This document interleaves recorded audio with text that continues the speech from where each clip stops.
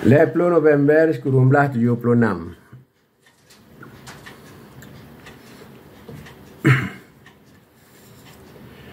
Ban benga 10 November 1976. Kamu bedah dari asrama Pantun Wing, Jakwo Tiro. Mecok jalan barat daya. Kamu matu jaknyan lagi nyong. Hun pasukan pawang, lenyan pasukan pengawal kera, lenyan pasukan ulun, lenyan pasukan pengawal ikut. Kamu jak dalam baris sirodro.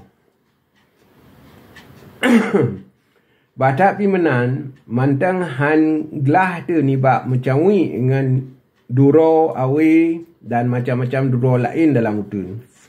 Menancit bandum mentemung perintah hanjit tak bak kaya dan hanjit koh ranting atau on kaya sebabnya jit ketanda ke musuh bak di setet getanyo. Kamu jak dengan sengap. Nyo ke jak jauh dalam rimba raya yang pun. Lawit ulun wow. Troan pawang pih ragu-ragu. Bak geba jalan sebab katrip hana gejak li ret rimba lagi nyo. Hana so jak kenom senang-senang. Put uro jak baru tru ugle tiro. Ke ulun nyo ke pun terpenyum pe yang akan lebih le terasa uku. Nyo na ke cubaan ke badan dan ke nyawang. Dalam perjalanan lagi nyan, kamu payah atuh tano. Genap uro, kamu piuh jak kira-kira po 5 seput. Mangat sip wate bak tapu kemah tempat dam. Yo golom jiluk mata uro. Sebab hanjit tengu apui mate malam, terjaga keamanan. Urung payah cah utun dan pegelih tanah ke tempat leung tika plastik supaya beg jitamung dalam tika menyona ujun. Menyona hana ujun mu wong pi hana payah pegat ke si malam dam. Menyona ujun maka ka payah pegat ubung ngan kertas plastik terbaik cit.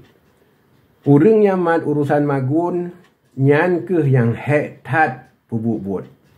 Pelam menyona ujun. Tetapi hiren tu takalan pakriban urangnya. Sebab le urang le getuah pekap apui ngan bak kaya ijo yang ban gekoh. Dan geturi pe bak yang je tengui lagi nyan.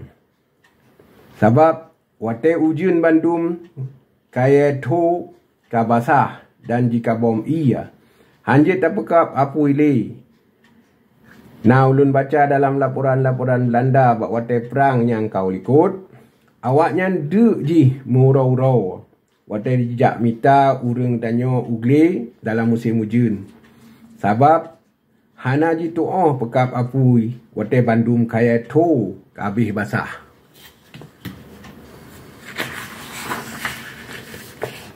But yang paling berat dalam perjalanan tren gunung yang lambung-lambung yang ke bak terbabruh dan bahan makan yang lain-lain atuh bahu atau atuh ulai. Pelam ban 12 jaro perle bibu berjet tengui bak mumat bak kaya-kaya. Berjet bak kaya. Boh baik watu atau bak trenu meyuk.